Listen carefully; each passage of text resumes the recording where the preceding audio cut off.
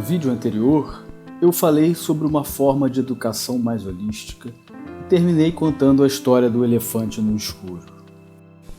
Nesse vídeo, vou ressaltar mais esse relacionamento entre tudo e todas as coisas, que é um ponto importante, talvez o mais importante para a nossa experiência de vida. É justamente o foco no relacionamento entre as partes que podemos chegar à visão do todo. Esse ponto de vista está sendo inserido novamente em nosso pensar através da física quântica e através do xamanismo.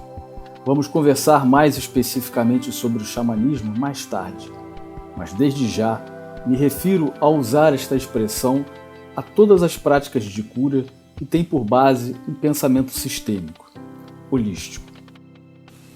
O relacionamento ou dependência entre tudo é uma ideia fundamental no pensamento sistêmico. Do ponto de vista tradicional, podemos ver esse relacionamento através das histórias de ensinamento, como no exemplo do elefante no escuro. Do ponto de vista científico sistêmico, encontrei um exemplo muito interessante. Parece que o primeiro cientista a se dar conta da importância do relacionamento entre tudo foi Gregory Bateson. O seguinte relato foi retirado do livro Sabedoria em Comum, de Fritjof Capra. Certo dia, estávamos sentados num terraço em Salem e Bateson falava sobre lógica.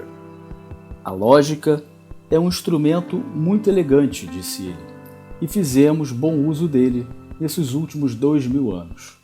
O problema é que quando a aplicamos aos caranguejos e às tartarugas, as borboletas e a formação do hábito, sua voz foi se extinguindo e depois de uma pausa ele acrescentou, contemplando o oceano.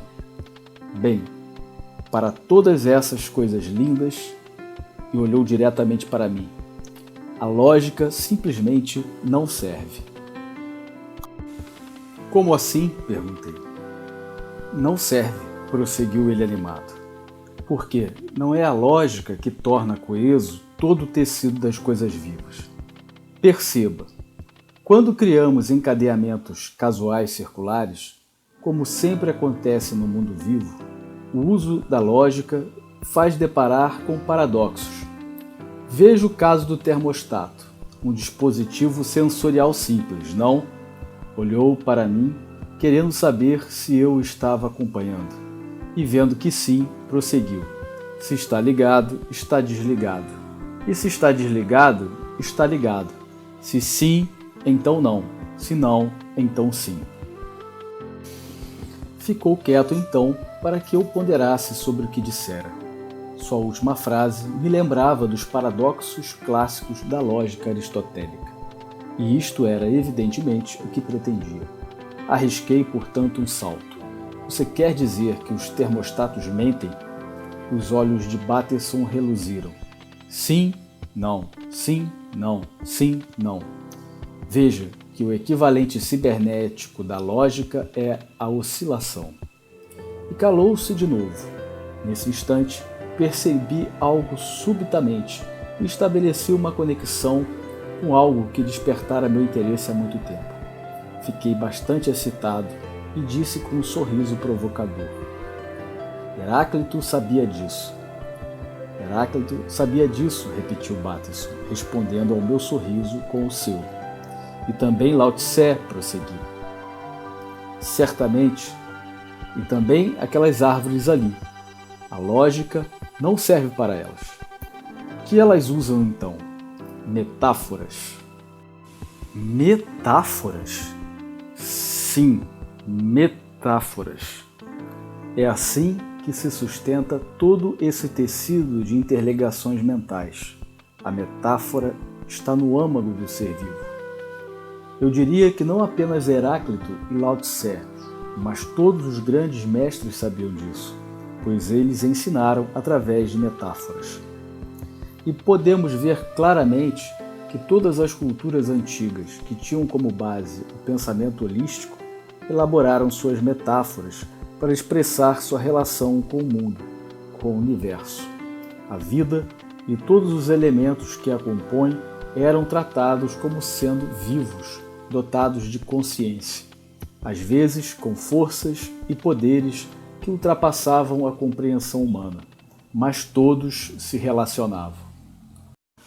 Assim, as histórias de ensinamento, os mitos, as lendas, podem ser considerados aquele fio de Ariadne que a nossa cultura racional ignorou.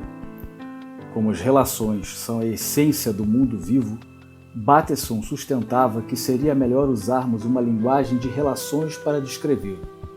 É isso que as histórias fazem. As histórias, dizia ele, são um caminho excelente para o estudo das relações. O importante numa história, o que é verdadeiro nela, não é a trama, os objetos ou os personagens, mas as relações entre tais elementos. Bateson definiu uma história como um conjunto de relações formais espalhadas no tempo. E era isso que buscava em todos os seus seminários, desenvolver uma teia de relações formais por meio de uma coleção de história. Torna-se evidente que para vivenciarmos o pensamento holístico, precisamos incorporar novamente as histórias em nossos estudos. Deveríamos contar mais histórias para as nossas crianças e deveríamos contar as histórias relacionadas às plantas, ao cultivo, à agricultura, aos animais, enquanto as ensinamos a plantar. E o cultivo, assim como os alimentos, podem adquirir outro significado, além de pequenos pedaços de proteínas e carboidratos. Uma história, a mesma história, vai apresentando níveis diferentes de compreensão de acordo com o grau de compreensão que adquirimos. Isso, sem dúvida, proporcionaria outra visão de mundo. É impossível, após perceber essa teia de relacionamentos entre tudo, não ver a vida com outros olhos. Nada mais é estático, frio, parado ou sem vida. Tudo adquire consciência. As pedras, as plantas, os animais, a terra, a água, inclusive nós. Não estamos mais sozinhos nesse planeta como seres únicos e individuais.